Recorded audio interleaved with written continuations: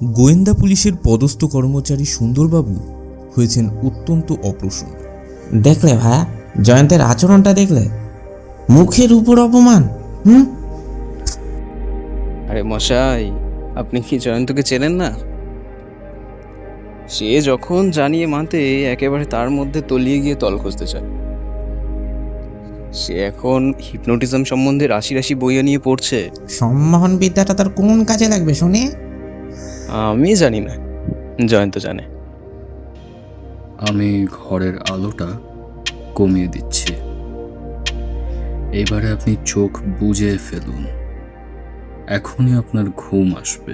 আরে জানি এইসব ম্যাজিক আগে ঢের দেখেছি, তাই এইসব ছেলে খেলার কতদিন চলবে? আমি জানি না, জয়ন্ত জানে।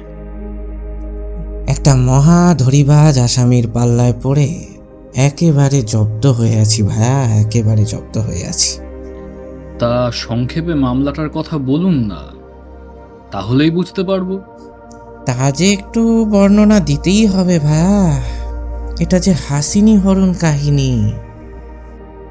ও জয়ন্ত, এ নকুলকে তাহলে ঘুম পাড়াতে পারলে না?